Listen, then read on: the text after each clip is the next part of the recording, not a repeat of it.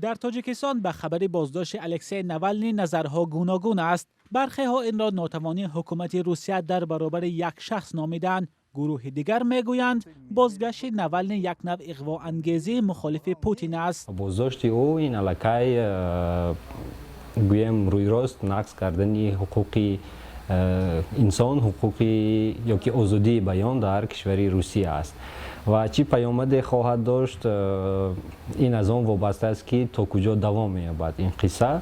برای روسیه در جهان اطلاعاتی یک ضربه است و عموما یک ضربه است که یک کشور بزرگ مقابل یک نفر چنین برخورد دارد، یعنی چنین ترس دارد از یک آدم. اما خبرنگار نبی یوسفوف در این باره نظر دیگر دارد. او میگوید قرار حبس نوالنی از قبل صادر شده بود و مقامات روس چاره دیگر به جز از بازداشت او نداشتند. نوالنی از قبل میدانست که او تحت جستجوی مقامات قرار دارد و او دیده و دانسته حکومت را به تحریک آورد.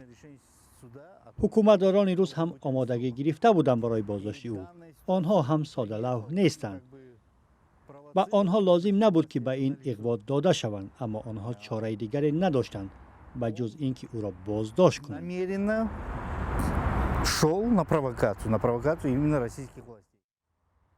مقامات رسمی تاجیکستان تا حال در رابطه با بازداشت نوالنی اظهار نظر نکردند و رسانه‌های دولتی نیز از بازداشت این مخالف روس خبر ندادند، ولی کارشناسان در تاجیکستان میگویند بازداشت الکسی نوالنی میتواند سبقه برای کشورهای پساشوروی باشد.